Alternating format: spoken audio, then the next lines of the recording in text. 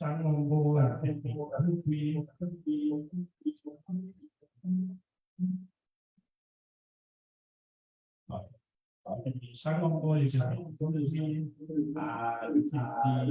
something popular, or any part of the internet. Human rights are universe.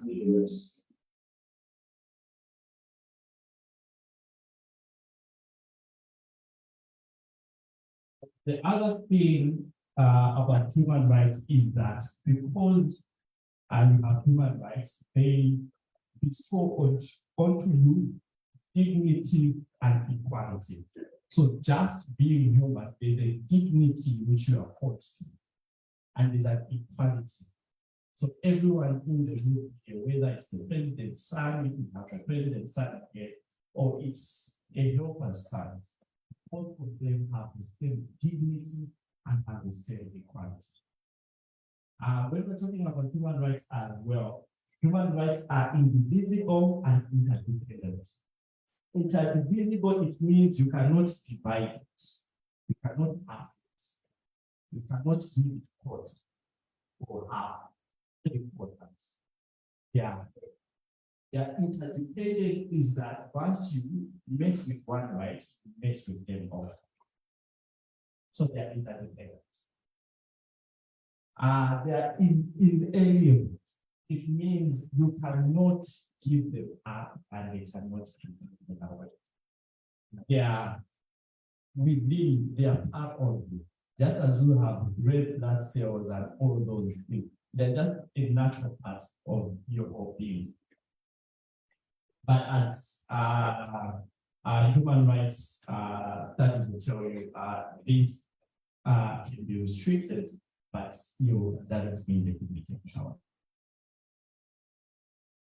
They bestow onto rights holders entitlements and impose obligations on duty holders. Basically, as a right holder, you have certain entitlements which you are owed just by being a human being in a geographic land, for example. But at the same time, there are certain obligations which our leaders owe us because of our human rights. So our leaders owe us because we have our human rights. And they are guaranteed and protected by international law. Sorry. I just push it further. Okay. So they are guaranteed and protected by international law. We go to the next section. So what's the role of government in all of this? So when it comes to human rights, government has the role of protecting and fulfilling your rights. So government has to respect your rights, meaning they should not infringe on your rights. They have to protect your rights, meaning if there's anyone who's trying to infringe on your rights, they have to protect you, and they have to fulfill your rights. Just because you have the right to the water doesn't mean there's a tap. Which means you have an obligation to fulfill. Just because you have the right to education doesn't mean there's a school. Government has to build that school, provide a teacher, and provide a board with marker, with sorry. So that's role number one of the government. The government also has to create and sustain material social conditions that guarantee these rights. So this is connected to the right to fulfill by government, the obligation to fulfill by government. So government has responsibility to ensure that certain social amenities which allow you to enjoy the rights are there. You have the right to education, there should be a school. You have the right to health, there should be a doctor, there should be a clinic. Government also has the role to deliver quality service. We all come from places where we are saying, I went to the clinic and there was no medicine. you have the right to health. How are you going to enjoy your right without the use of medicine? So government has to ensure that the services it provides you in enjoying rights are quality. And it has to do it to the best possible, to the best standard possible in accordance with the maximum available resources. In a case where, for example, in the case of Zambia, can we afford to ensure that each school in the country has a mark, the latest mark? We can't. True. But can we afford to ensure that there's a blackboard in each school? Yes. So resources determine the kind of services we receive. But the resources which we have should ensure that the services we are receiving are to the maximum of the resources we have. If it means that water, there should be a borehole at least within 5 kilometers walking distance from each village, then if our resources can cover that, then there should be water. So when we're talking about rights, and why I'm laboring a lot about this, and we're going back and why we're talking about digital advocacy, why I'm laboring about this, I'm trying to establish the why people advocate and the why people speak up. Because it only makes sense why certain people were doing certain things if we know why they were doing it. So you need to come from a place of, I have these rights, from these rights, I have certain entitlements because I have these rights. And because I have these entitlements, it's the role of governments to ensure that those entitlements are taken into capabilities. You talk about government in Anganepo, and people can go crazy with government in Anganepo, but as well, I think sometimes it just criticizes people without understanding this. They're just claiming that I have entitlements. Can you, as a government, ensure that my entitlements are taken into capabilities? Next slide, please. So why digital advocacy now is relevant to government? So because you have these rights, now people want to talk. To ensure that my rights are taken into capabilities. But with digital advocacy, why digital advocacy was relevant for Zambia and it's still relevant is that we had this situation. If you are with the right crowd, you were safe. This was a protest, I think should have been 2017, 2018, when people wanted in 30 hours. It did not have the 7 days required to get notification from the police. It just wait on just like that. So if you are the right crowd, you are safe. If not,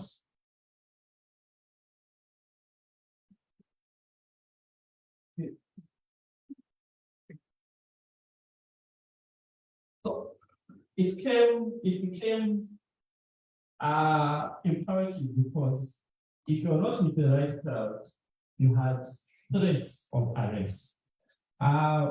When you had dissenting views, basically when we're talking about dissenting views, is that if you have an opposite view, if what is being said, it means you're not safe. There were full police out there deployed all over Lusaka to stop protesters. This was after the police told them that there were no police to protect them so that they can protest. But there were police to stop them. And let me also make a note here. This is in 2020, we did have something similar happen recently. I don't know if you follow that. If it was wrong then, it's wrong now.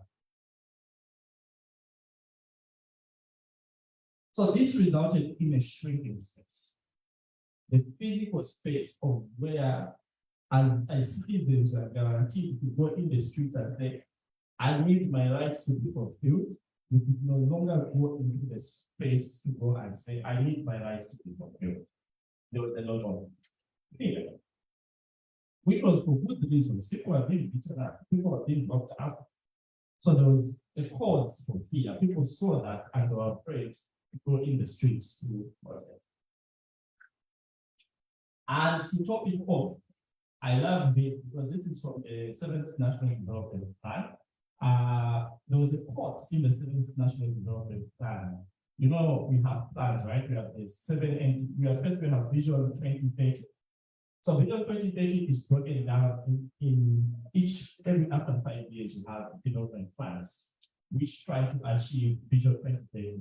So the last iteration for the current one, we are currently in the 8th.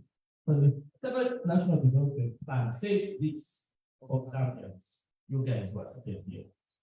Zambians have of late developed a trade of being those out for places in the business of their daily lives. This has made citizens accept substandard products and services and violations of their human rights. Therefore, there is need to inculcate a spirit of alertness. You guys are not alert. Activism, you guys are not activism, and active engagement based on appropriate and relevant knowledge. So basically, on the other hand, when you went on the streets, you were clobbered. And on the other hand, government was saying, you guys are docile. They're not going on the streets to demand your rights. So that created sort of fatal soil, but we need an avenue to speak up because our rights need to be defended. And lo and behold, the cyberspace enters your room. So when social media started to blow up, I think social media really blew up in 2011 of the Arab Spring. And in Zambia, I think social media really blew up after the 2016 election. So because the civic space, physical space was shrinking, you couldn't go out. Citizens in Zambia were increasingly finding their way on the cyberspace to talk about things which were happening in their country. A campaign like Judge Constantly is an example. This is a campaign which did between 2018 and 2020. Back then, the government was refusing that debt was a problem. We did a lot of physical engagements with young people, trained them, and they became people who were talking out online, and they were using the hashtag debt constantly. And then there was a day we held a youth Lusaka in town, and all the young people who were there were tweeting debt constantly. 2 days later, there was a press conference, and government for the first time admitted that debt was the problem, but we are not the only one. So for the first time, they admitted that debt was the problem, but we are not the only one. Another campaign which we did where people were finding space to talk online was the Yellow Card campaign. In one of the days, we reached over 3 million people on Twitter alone. This campaign led into the biggest physical protest in that entire period. I don't know if there's been any more physical protests than then. So still the biggest physical protest during that period, which started online and translated offline. People were finding a space where they would talk and share ideas, and then some of these ideas were translated into offline demands of what our government should be doing. There's also the Putin must fall. This one is survived, right? Survived like this. This was a very dangerous attempt. It was more like a constitutional coup. It was a very dangerous attempt to ensure that the powers that be there, they enshrined their power, and it was made part to even remove them by the box. This awareness also made sure that, you know, that people were being bribed in that period, right? MPs were switching.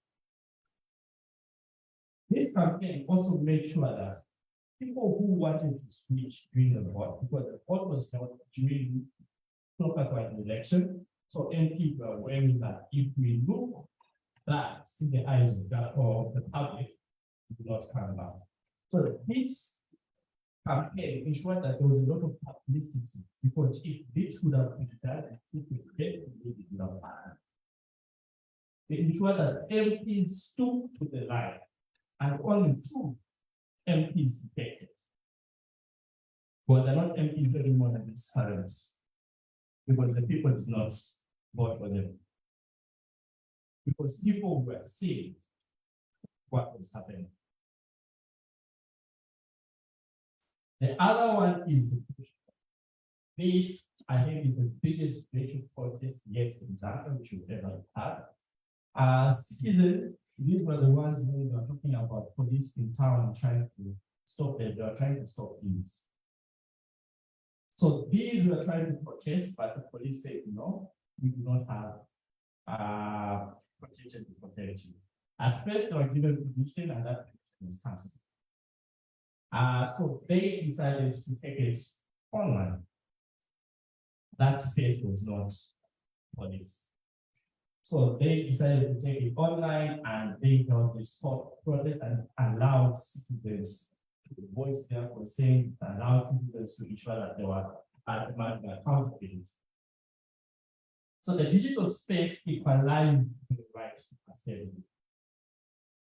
Not all of us felt safe at the point, but all of us, almost all of us, were talking online.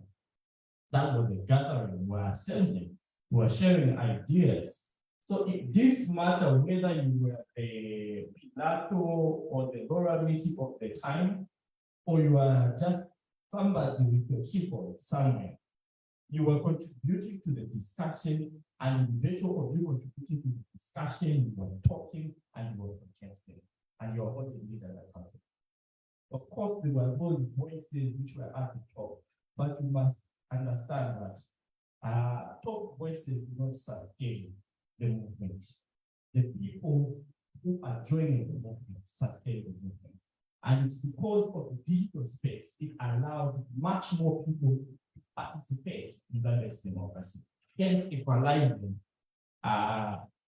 things such as the rights to assembly. The digital space allows citizens like me just to like, comment, share, create critical content. Most of the time, we criticize people who call them at click activists. We criticize them a lot. But you know, it takes a lot. And I learned this from one of the campaigners who started campaigns. It takes a lot for people to just like your content if it's critical. Because other people concerns with that. If you haven't been following me, will they know, they'll see my name, that I've done it, they'll see that I've commented. So, but just by them liking, that is an act of protest. Just by them commenting, that is an act of speaking out. Just by them sharing, that is a very, very huge protest. And the digital space allowed all this to happen safely because the physical space was not allowing it. Just like we saw, they thought that the digital space would change things. That conversation on the digital space, people realized that what people were talking about in the digital space eventually happened when the August elections, 2021 elections came about. All in all, after that, we all lived happily ever after because our leaders were receptive of this new power, and Yeah, thank you.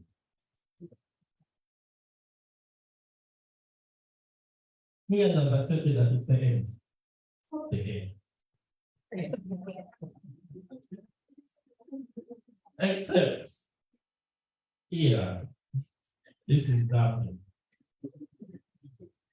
Except our leaders are like, wait a minute, all right. We need to introduce something to curtail this new power. So rallying in a way we are going to fight cyberbullying, the cyber bill was introduced. And by the way, I'll talk about it very well. They are working very well. Cyberbullying. I'm pretty sure when most of you were hearing about this, you were like, yes, this is the problem. We need to support this bill. Is there anywhere in the bill where it's written cyberbullying? There's nowhere in the bill, in the act where it's written cyberbullying. So, is it a cyberbullying apps? Some citizens, we shall not name them, even did a walk from one town to another in support of this bill because they wanted to fight cyberbullying. And it was a very, and I'll hand it to them, it was a very decisive term which they used because it divided everyone. No one knew where they were because what they were talking clicked with some people because yes, and this is where we need to pause. Cyberbullying is real. Yes, the cyberspace needs progressive laws to protect us. Remember when we're talking about our rights must be respected, must be protected. So laws which are enacted need to keep that in mind. So yes, we need those, but no one was asking the question of, is this law which is coming, will it protect us or it will protect them? So they confused us with something which most of us have gone through, but it's not even in the law which they were bringing. So while everyone was confused, they brought in the cyber law, and now we have a cyber law. And everyone will talk about how it protects us from harassment. Harassment is there, right? And how this is how they define, I'm paraphrasing here, this is how they define harassment. If you're feeding the hate, then you've been harassed. So I want to ask everyone here, by show of hands, how many feelings have you had from the start of the year? So maybe you can just, if you had a feeling this year, you can raise your hand, please. So we are in ZICTA, so at ZICTA, please do have some people who are Thank you very much. Thank you very much. So yes, we need a progressive law. And when when Olga started this conversation about the cyber bill, I remember I was one of the first people who used to attend the meetings of my organization. And coming from the background of IT, I knew the importance of having such a law. But I was also aware to the fact that this government, from the goodness of their heart, are they telling us that they want to bring us something? I was very skeptical.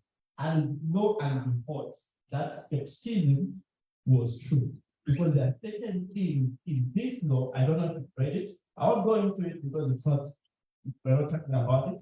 There are certain things which actually put you at a disadvantage. There are certain things which borderline infringe on your rights. Remember when we were talking about rights, government is supposed to fulfill, protect, and respect. And that's how we need to judge this law. So the implications of that law, and this is where I want to dwell on, was it brought fear. We used to be afraid in the physical space, but this fear came to the cyberspace. There are people who were like, you know, you can't be afraid if you're not doing anything wrong. But for the people who are in the front lines, those people who are being talkative online, ensuring that the demand is there, the fear was real. And the case study of this is we're doing another campaign called the Youth for 2021. We're doing a lot of campaigns online. And we have we're working with a lot of websites. And most of them are like, I'm afraid this law is coming out. Now, these are the people who are in the front line, exposing their identity, talking about issues which are going on, demanding accountability. Of course, they were doing it within the limits of the law, but there was another law which would come in, which would further shrink that limit. And these people were now also asking questions like, Andrew, so if we are arrested, will ACA come and bail us out? Will ACA provide lawyers? Will ACA provide this? Will ACA provide this? So what they managed to do is, and this is something which is very important, self-censorship. The law was hardly used in 2021. I don't think it was used at all. But people self-censored themselves. You stopped yourself from talking because you're now aware that if I talk too much or I talk this way, then it might cancel. So now that was the implication of where now we to stay the front line. The people who are in the forefront of advocating and ensuring those changes which we're talking about, those impacts, those campaigns we're talking about are producing impact, where now the people who are afraid to speak. So we also took that equalization because now people were self-censoring. So we took that equalization and just threw it in the bin. So now it's back to, if you're in the right crowds, you're good, that's it. If not,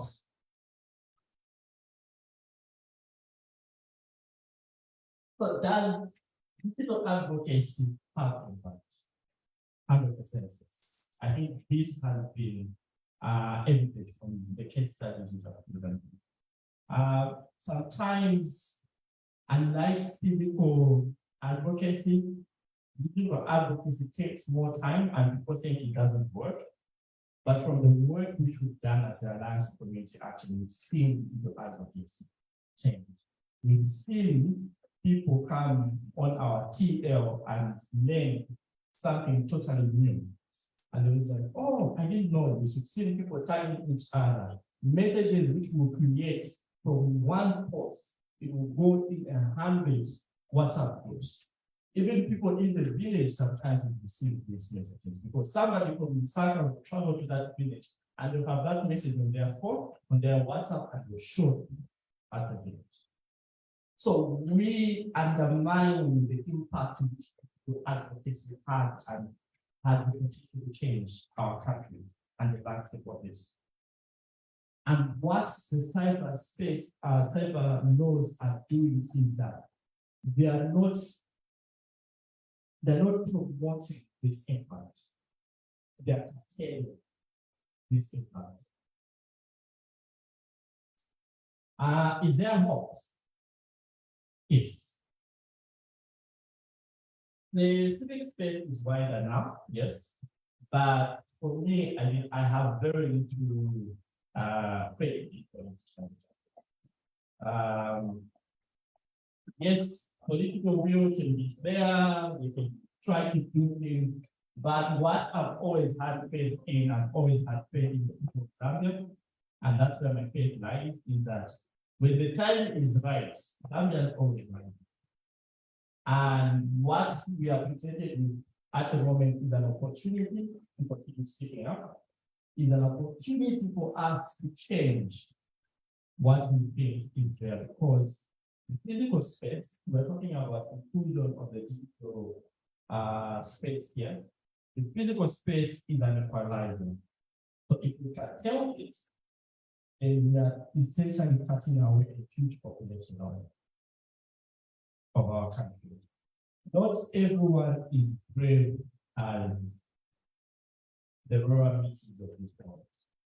Not everyone is brave as other activists maybe you've ever heard about.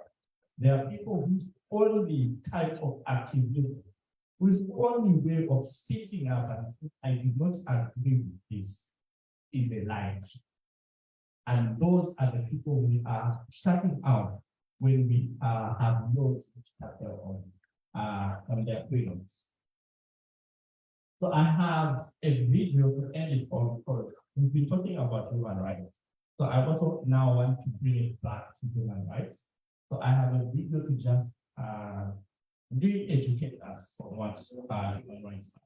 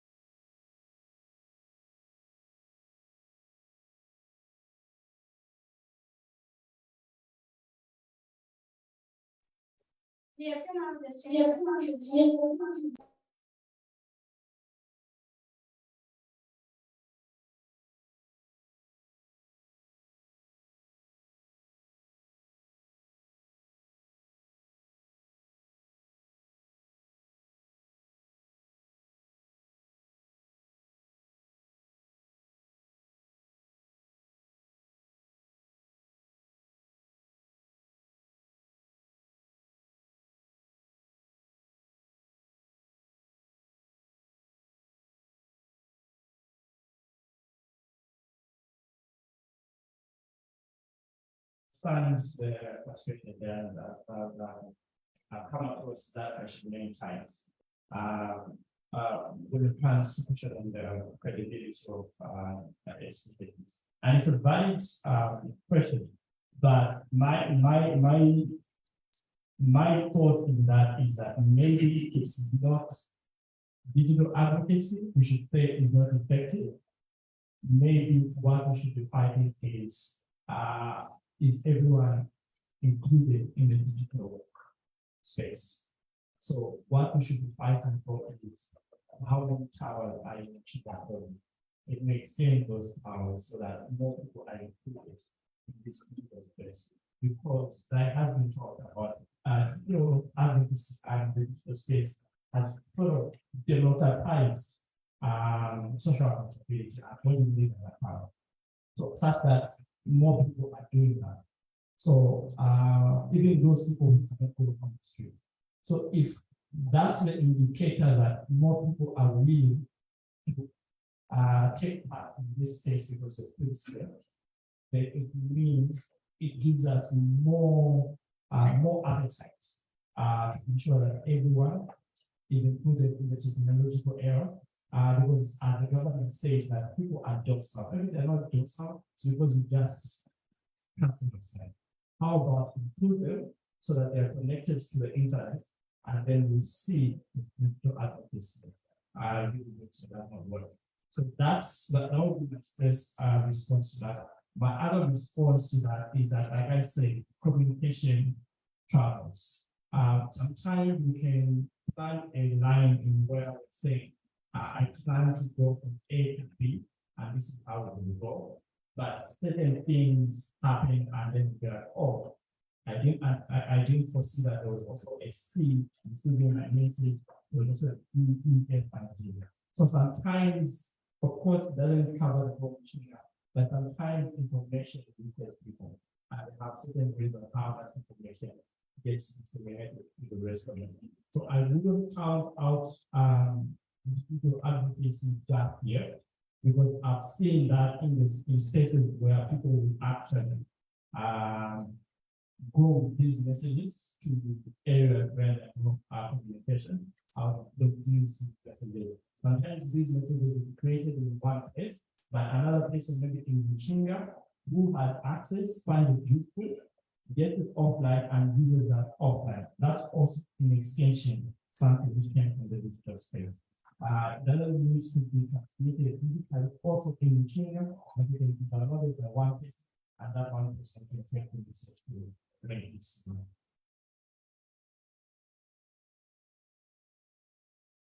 Definitely. Just putting on the point. So over digital doesn't really just apply to online game. You might just get a branded T-shirt. When you print on it, you actually use something digital there. The machines, the computers that are actually doing the work. That's also digital. And then overall, it also goes back to literacy levels. Most of them in this country are quite low. And there's strides being made in terms of educating the citizens, but then it also falls back in terms of the language barrier.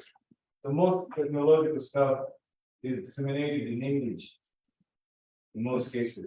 So even as you go out there and do your advocacy, probably digitally or physically, also consider the language they're using and the sphere of the country. So imagine if someone who is teaching my grandmother and I'm from Mujinga. Actually, I grew up in Manzo, and there's a community there called Sengoma. Actually, if I'm going to go there and sound what I'm sounding to you right now in English, not a whole lot of people pay attention. Even on the phone call, I can't use English because of language limits me. So if truly you want to advocate digitally, you can, but then try and also localize the solutions because the levels of education in Lusaka are slightly different in other parts of the country. Thank you. Thank you for that. Any other questions? Yes. In terms of national digital, how can you approach this information like some of these social media? Okay. I'm glad you touched on that because that's one of the biggest reasons we have for trying to sort of crack down on the digital space. That's the reason we use it a lot. So misinformation is the reality, and it comes with the territory. So my question there, I think somebody posed this, and I'll keep on because I think I like the analogy is that when you have when you created cards, you invented cards, and then you discovered they were like, oh, there were accidents. Did you scrap cars and then was like, we're done with cars? Yeah, accidents would. You regulated, you created progressive regulations, which will enable that people still go about their day-to-day in fact and in safety. And in that way, also encourage innovation. So when it comes to misinformation, I think if we're trying to get to zero, we'll be shooting ourselves. I think we'll always be, like we're humans, we'll always be ruled by bad intentions. We're talking about hacking for crying out loud. There'll always be people who have bad intentions.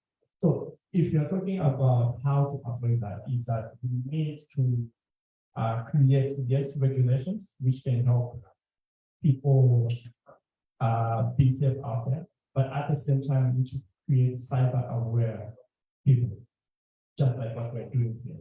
We need to ensure that people are technologically literate, because most of the things which happen to people does not know.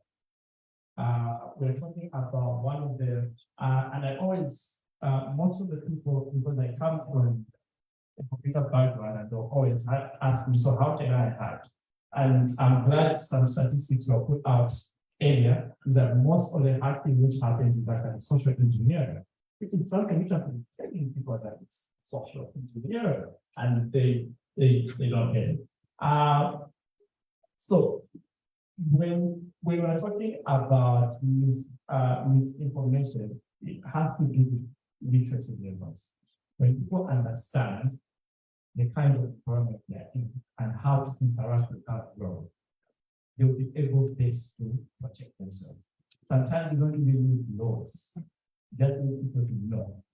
And currently we live in a country where it's only the exception of you, like us in here, who know.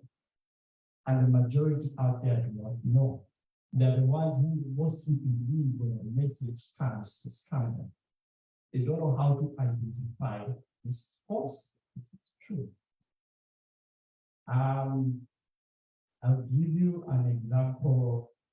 I saw this name once when we were growing up.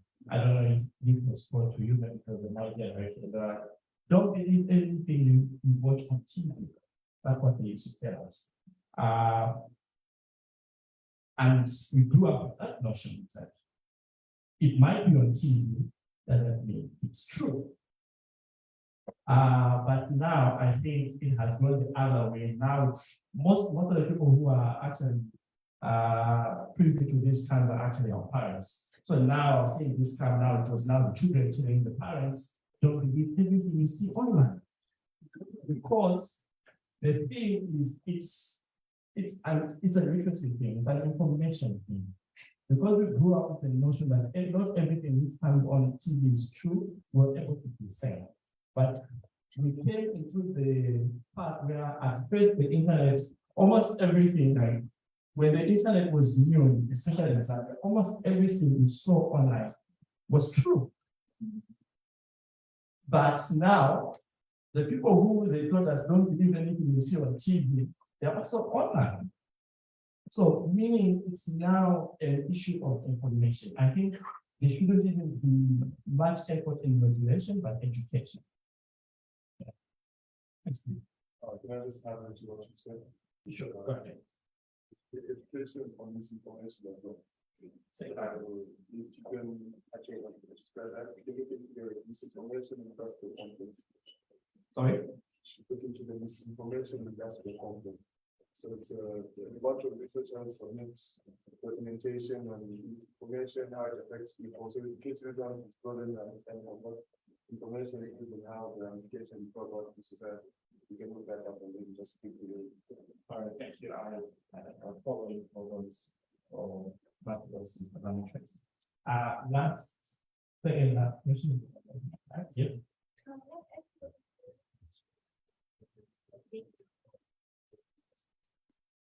Ethical consideration. I'm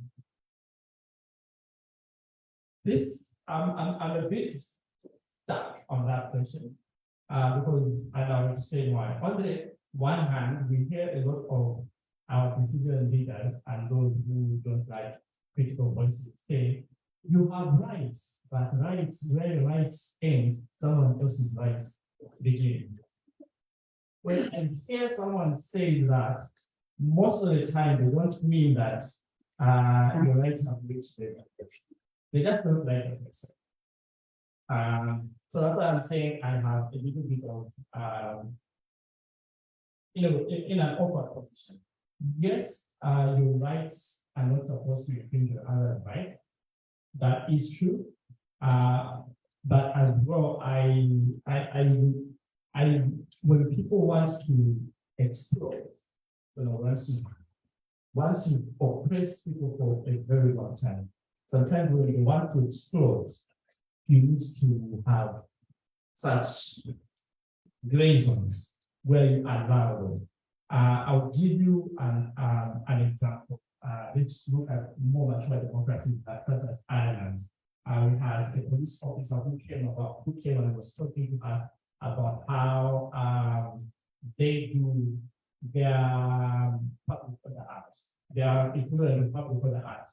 And certain things we are talking about, in my mind, are like, this will never be accepted in Zambia. Such as they allow this protest to go on while another protest is going on there, opposite side, and the police should provide protection. Such thing as certain things, when you are violent, for example, when one person is violent, it's not for the police to attack the crowds. You go and pull out that person who is violent and leave the rest thing.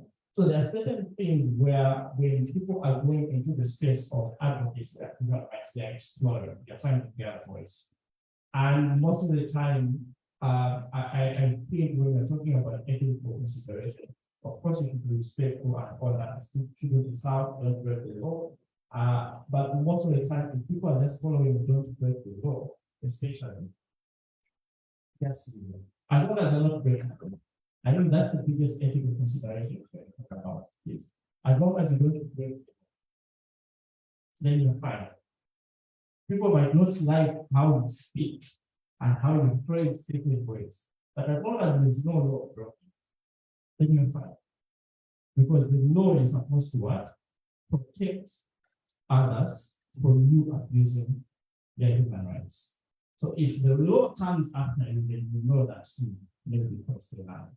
So just be aware of the law. In our country, ignorance of the law is not an excuse. So that's something which just be aware of it. If you are about to undertake into any field, what are the laws around that field? And what we're trying to do is absolutely what I said. My ethical consideration is not the inside. Last question. I heard you speaking about I think the interpretation of the yes, I'm considering that we made mention of human rights and its universal application and inclusion. What are you doing in this particular context in our lives where most of us don't put that in Muslims like Lusaka, if you talk the local roads, as you mentioned in Chinga, what are you doing to have them like every space? Okay. So I get that question about the dog, but my answer is always simple, is that the SCA can only do so much. We can only do so much. We might want to do all the good in the world. In fact, if we have all the resources in the world, all over in the country, do a lot of things. But that's why the other happens. I do not know a lot about the landscape of Muchinga, even though the SCA has actually worked a lot in Muchinga. Isoka, Pika, and Shiwagandi, we worked a lot in those two districts. I do not know a lot of answers in the those projects, but I do know for a fact, but there are some people who are doing something there. And that's something which I think we should always be content. You don't have to be the Superman or Superwoman for the entire Zambia. If you can be the Superwoman or the Superman of your neighborhood, your community, sometimes that's enough. And that's all the change you can do. And the people who will impact in that neighborhood might go to another neighborhood, and that's how it goes. So in the landscape which we are in, SCA is doing this here, but we have bloggers in the landscape. We have panels in the landscape. We have users in the landscape. We have people from yards in the landscape. So the landscape is wide. So yes, our scope might be limited to a certain degree, but I think that's why we are there. So that place where you are, where we can reach, trust that you're doing something. Thank you very much.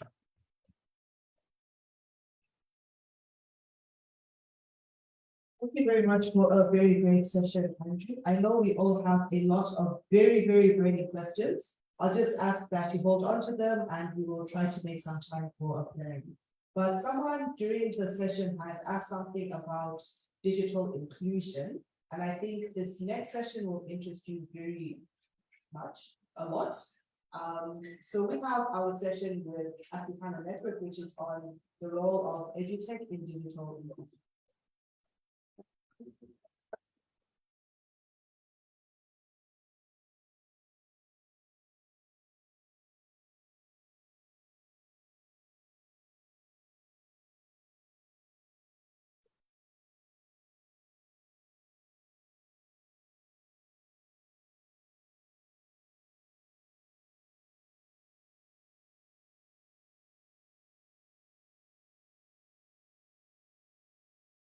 Hey everyone. My voice will be going up. I hope you guys are able to do this event that I'm doing. Today we always sit under this Zoom, the theme of the internet we want. The internet we want, many people can access inclusion. And with me here, I have a very special that I'll be discussing. So it won't be the presentation per se, but it will be a discussion. You guys will be involved in this discussion. And the theme is the law of EduTech in this inclusion. Okay, so before we go deeper into this, let me just introduce myself. My name is Miriam Sikalume. I'm a digital security trainer, a web dev consultant. I'm part of IFO as well as the Africana Network. So for those that don't know Africana Network, this is an online community of women in technology. Okay, so our topic is on the law of EduTech in digital inclusion. So like I said, we will discussion or we posing some questions, we will end with responding. We need someone with an idea of what digital inclusion is, or what to know, what to read about digital inclusion. They will look at the laws of education in this digital inclusion. Anyone with an idea of what digital inclusion is, or what you read about it? Yes, please. I think, this was really, the system, I used to rest. Yeah, it's basically a system whereby each and every individual has to be included. If we are talking about the digital kind, like everyone has to be included and must be a participant, despite the level, the background, and everything like that. Okay, thank you. Anyone else? I'll go for the criminal, we're talking about inclusion here. And then the different answer of what digital inclusion is.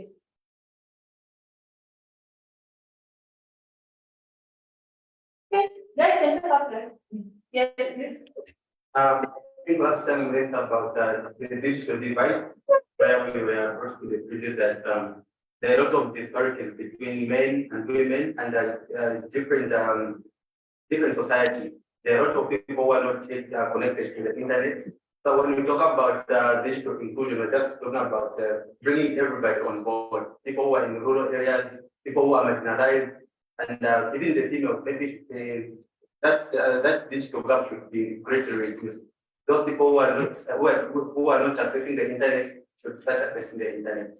So that's what I understand by that. Okay, thank you so much. And what will? And then? Oh, okay, good, go ahead. Okay, so just to sum up the digital inclusion, it's simply referring to equitable access for any digital opportunities for everyone, everywhere. Thank you so much. All right, everything that is here that already said, the one you have on the screen here. So, basically, digital inclusion gets the people of access, adoption, as well as the effective use of digital technologies and the internet by all segments of the society. This is exactly what digital inclusion is. So, it just means there are people for access and adoption of technology, the digital technology for everyone by nature of being human. Okay, and now things we're talking about EduTech, fostering digital inclusion. What do you think are some of the laws of EduTech in fostering digital inclusion?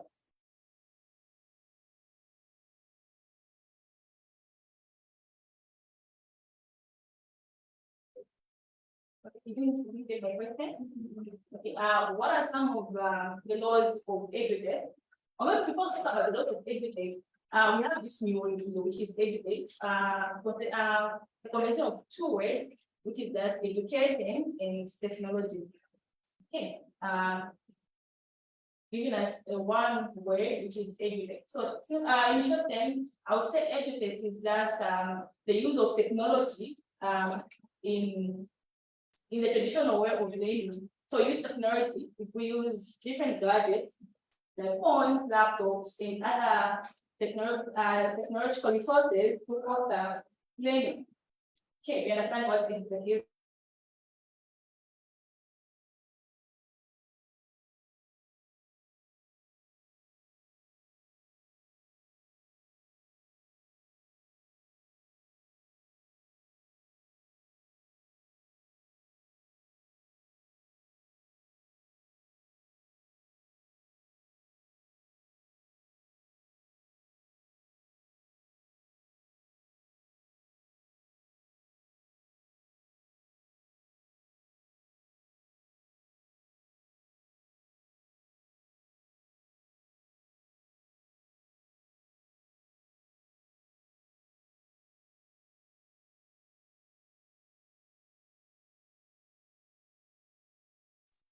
One thing education is very, very important in both digital inclusion for everyone in this moment. Yes, yes. But it's just on the stage. I think HTech is there to be sure that you break the barriers there where people do not have the access to know how to use the digital space. So you're there to educate and bring out the skills that we should have in order to have digital freedom. Yes, thank you so much. Yes, I think EduTech is very important in fostering education because it helps to reduce the knowledge gap between people in rural areas and people from the advanced world. Because we know that, for instance, people who are in developed countries, the thing that they have been learning is different from the thing that we have been learning here in Zambia. So if we start using the internet, for instance, we're going to be doing the same research, whatever they are going to be finding that side is also the same thing that we are going to be finding. If you go to the Zambian curriculum, for example, if you have to use the hard copy books, they say that Zambia has got 9 provinces because they were written in maybe 2005. So that if you have been using the internet, if you are following the ZYIGF, what you call it, educate. So it's going to bridge that knowledge gap, mean that people are going to be learning the same thing. If people in Korea are now learning about how to manufacture the vehicles, because they're going to be using the videos to learn about that kind of things. So it's the same thing that you're also going to be learning in that because they're going to be using the same applications and the same videos. Thank you so much. So what you were saying sums up to what we have here on the laws of EduTech in digital inclusion. So the first one, I think this is one of the most common law of EduTech in digital inclusion is customized learning. So with this law is that it allows personalized learning experiences as well as accommodating different learning styles and abilities. We all come from different societies and different backgrounds, but with the coming in of EduTech, there is personalized learning experiences and just accommodating different learning styles for different people coming from different backgrounds and communities. Apart from that, we also have access to learning resources. So with EduTech, it provides access to a lot of learning material and online resources. I'll give an example of the work we have here in Zambia. It's not everyone that can have access to learning materials, more especially to our friends in rural areas. But with the coming of EduTech, it's very easy for one to have all these learning materials on the internet. Okay. Apart from that, we also have another important law of EduTech, which is digital literacy. So on this one, EduTech plays a very, very crucial role in enhancing digital literacy. Because as you are undergoing this, as you are undergoing learning using digital tools like computers, smartphones, and tablets, you'll be encountering yourself with these tools almost on a daily basis. Hence, I would say increasing your knowledge base in the digital literacy as well as just practicing yourself more on how to use these digital tools. Okay, we also have another important law of EduTech in digital inclusion, that is remote as well as education. So on this one, EduTech can reach remote as well as underdeserved areas. Yes, underdeserved areas where education in the educational infrastructure might be lacking. The very example I gave at first, where in some of the communities in Zambia, we don't have this educational infrastructure that can enhance our learning processes in the rural areas. So with remote, with EduTech, there's there's an advancement in education because these learning materials or education is being transferred even in the reserved areas. Okay. We can also look at some other laws of EduTech in digital inclusion, which is inclusive education. I think this is one of the vital laws of EduTech in digital inclusion because the digital tools that we use can also facilitate inclusive education for students with disabilities. I would give an example, not just an online institution, but even these local institutions that have here in Zambia. It's not every institution that has provision for students with disabilities. Okay, So this EduTech fosters inclusive education by offering online resources and courses whereby people are able to access those information, even at the comfort of their homes or places. Apart from that, we have global perspective. Before I explain on this global perspective, is there any other understanding for it? Global perspective in the laws in this area. Yes. Okay, so according to what is written there, nowadays they're being, that's one to, yeah, just combining. Yes. Nowadays, there's been a case where a lot of people are not doing online courses, I don't know. Yeah, there's Coursera, there's functions like Udemy, you can interact with people on, there are also courses on LinkedIn. Yeah, so like that is more a global community where you can talk to people doing the same, you can interact, like, yeah, basically that's what it means. Okay, thank you, sir. Yes.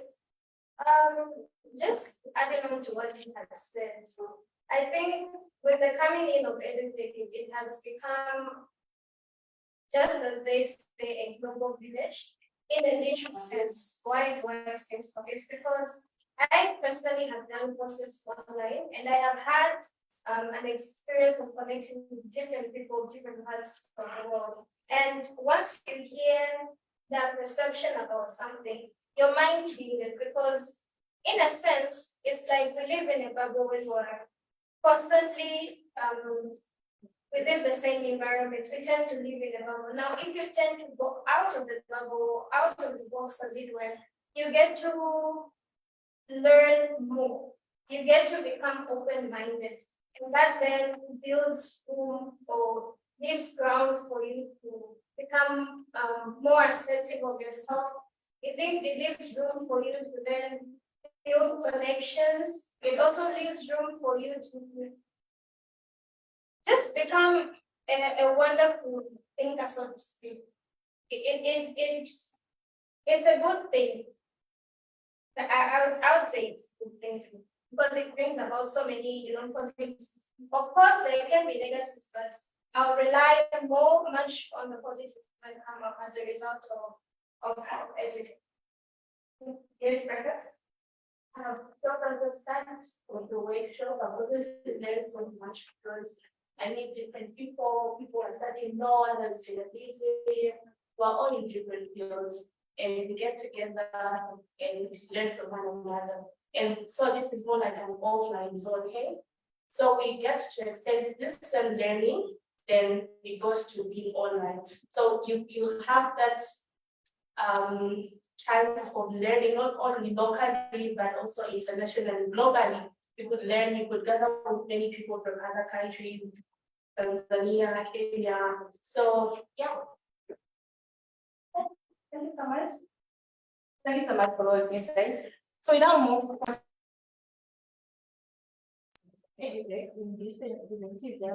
Reducing gender inequality. Thank you. I speak very fast and speak too fast, let me know. I'll slow down. Yeah. So reducing gender inequalities, it's something that's very, very important role in digital inclusion because it places gender equality in education by providing women as well as girls with equal access to learning.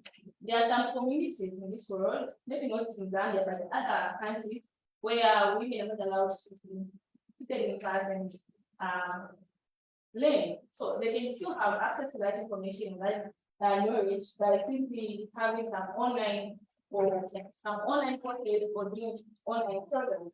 So that is another important group of education in digital inclusion.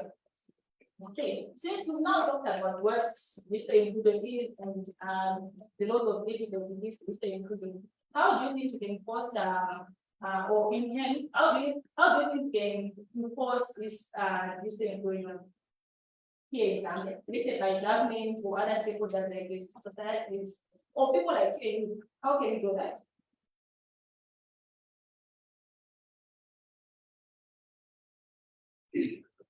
Yes. Okay, this is something I've been thinking about. Considering that now, That's become digital, a lot of things have been digitized. I feel like teachers are going to play a very important role in making sure that everyone is in terms of digital inclusion. I feel like all the teachers should learn information and communication technologies.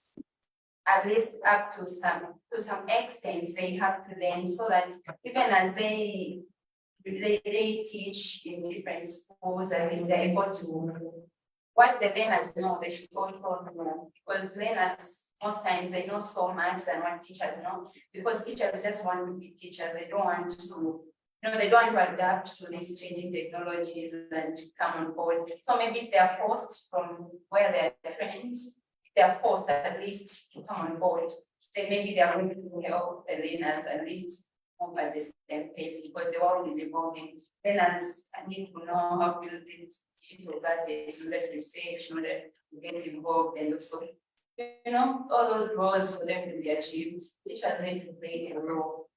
So, yeah. And I know this is the represented everything. Yes, I'll go in that. So I'll just add on to what she has said. Okay. So I think, the most important thing is also, like she said, adding digital literacy in school curriculums. And I think that can be a way to bridge the gap between formal in school spaces. Sorry guys, again, my personal talking dogs. It's okay. Yeah, so I think that can be used to bridge the gap between formal and informal learning outside the traditional curriculum that we have in schools. Okay, I say a hundred. Oh, yes. So in addition to what has been said, I think the foundation of all this is ensuring that there is access, because based on the forms of foundation of values, if we don't ensure that there is access to internet, then we can take devices to certain places and abuse it. So that's the foundation, ensuring that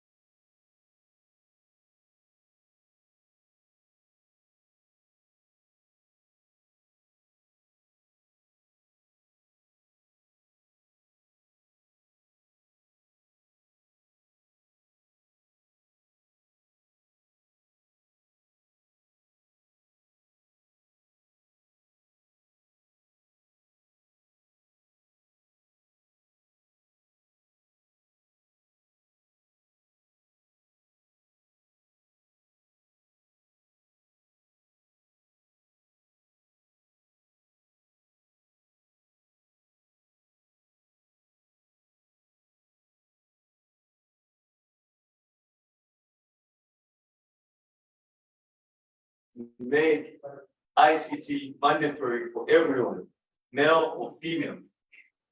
If you're an animal and they're learning, they should also put it mandatory for animals. It should be mandatory to learn ICT. Because it's not fair. When you finish education in grade 12, you don't know how to use a computer. The job that I have in this age, this time and age, you don't know how to use a computer, you're gone. So I think it all goes back. One of them is parents as well. They play a very major factor in the growth of the children. Most of them want their parents, their kids to be doctors and everything. You know, they push them to a career where they think, we could become a computer, but even not my doctor becomes a computer. So it doesn't matter. So if us as upcoming parents in this place, for some of you that are parents, please encourage your kids. Computer. If you need to grow in that culture. Thank you.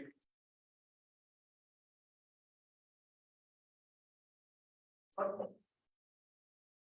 think I'll get to yes, it's very right. I'll put the parts of learners who know nothing about how to operate this book. No, you tell them to what the mouse, they're scared. They think a little bit bites. But that, yeah, but my contribution on we need that right programs now into our local language. Okay, so it means putting in our local language, we need to do that. And also we need to translate these applications that are written in English into our local language. I think that also helps. Because what I think is if you do not know how to read English, then you find it difficult to navigate with through certain applications. So if we can have those apps translated into our local languages, definitely that is also when you go. We have someone who is out there in the rural area who, how to read it. Here's the right one then. The most simple practical way of understanding is very good. I love how it never attaches gender to it. There's never been a time where I went to study online with things, well, because you're a female, you can have experience. It's just an open social studies. If you're a male, so in that way, it's so inclusive for everybody else. Okay, so it's what I want to say. I think important educate, since I think it starts from the government with the infrastructure development. I think you would agree with that in most areas, among the rural areas, we don't have the much needed infrastructure development for, let's say, internet connectivity. If only here maybe in Lusaka where we have internet in everything, but if you go to Changoma today, are you going to connect to the internet? Or is it going to be an easy thing for you to connect to the internet? Is it? It's not even Yeah. So they need for infrastructure development. Apart from that, also incentives.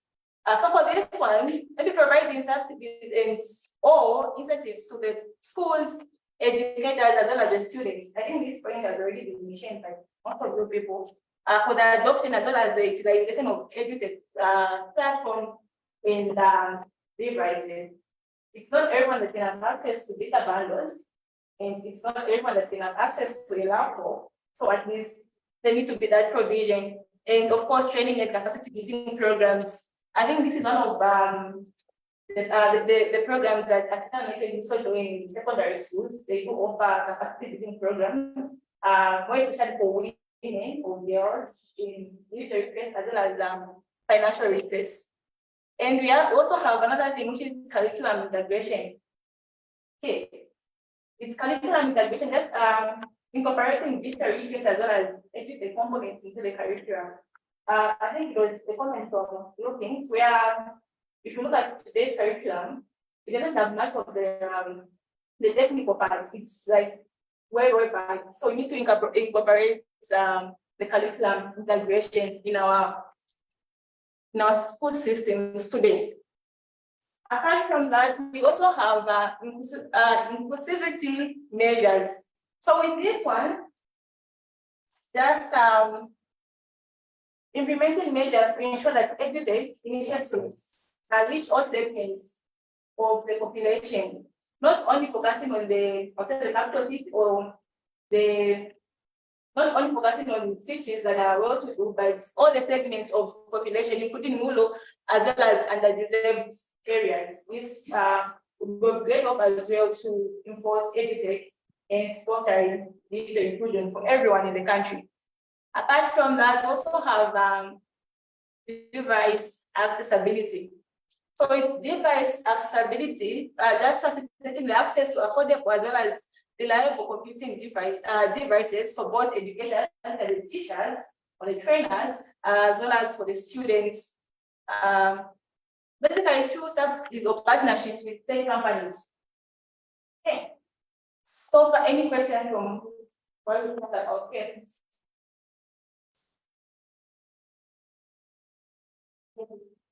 It's more of a thought than a question that came to mind with regards to digital inclusion. And that is perhaps we need to identify who we need to have conversations with cost benefit analysis of digital inclusion. We may assume sometimes that the people we are speaking of, stakeholders, the government, understand the value of digital inclusion and infrastructure development and subsidies, but that may not necessarily be the case. One thought comes to mind with regards to this, and I'll give a very practical example. If you have been to Unza or just passed above, there are those hostels at the University of Zambia that have been under construction for I don't know how long. 30 plus years. I went to Unza in 2011, they were under construction. East Park was nowhere in sight. Today, East Park is fully developed. Those things are still under construction. So now, what we get to realize that may not be a case of lack of resources. It may be a case of failing to understand what the benefit is and justifying the cost on their side. For instance, as a student, you understand the cost of the benefit of accommodation. But maybe the people that have the resources develop that accommodation do not understand what their benefit is, right? But they understood the benefit of building infra. So they built. See, so now, in this context, who are we having conversations with? What benefits are we indicating to them that they can see, okay, this is our benefit for implementing infrastructure. So they see the benefit of putting in place infrastructure for internet access in Lusaka, because Lusaka has got a large user base for internet who are paying for it. So they are making money from it, but maybe they do not see the benefit of setting up infrastructure in rural areas. So how do we communicate that benefit to go to the people that have the resources to put in place the things that we're talking about so that we can ensure that we advance inclusiveness in the digital space? Perhaps those are some conversations that we need to be explored. Thank you. Yes, of course. Yes, I think the bottom of this point, small one-man show, it's a 4 hours show. Basically, if you know a company that has the amount or the resource or the manpower, please let's approach these people and present valuable points like yes, to help them buy the idea. And then what is worse now is all teachers too don't even know how to use the educational technology they receive in schools. They don't know how to maintain this technology. They don't know how to use it themselves. And in most cases, I think, well, during the time of the virus, famous C virus, C19, we had the lecturer, not the lecturer, I won't mention names. He was supposed to have an online class. So this man, was given this app. Boom, we were online, everybody was online. 1 hour find where the switch on is mine. Okay, and then it's a challenge. So overall, we need refresher courses for these teachers that are in schools and show them the way, because most of them don't even know what these things are. That's one. And then there's also a suggestion of having community access points. These are places that, imagine you have a cafe that is gazetted or controlled by maybe the community or the government or private sector or anything. So imagine you have a place where you have free Wi-Fi, computers in there, anyone can just log in, use them, and yeah, go back home. Because it's not everyone that has a phone or has a computer at home, so that would actually work. So we should work into making very good proposals to buying money to help people that do not have access to computers. It's a human right. Okay, thank you. I think I'll just summarize what they have already said. So every day for Mr. Young is not a one-man show, but if you and me come together and put our heads together, we can still come up with something that he said, because internet access is not just a desire for everyone, but in this digital age, and we can achieve this if we bring our heads together. Okay, so with this, I think I'll thank you, and I thank you all for your participation.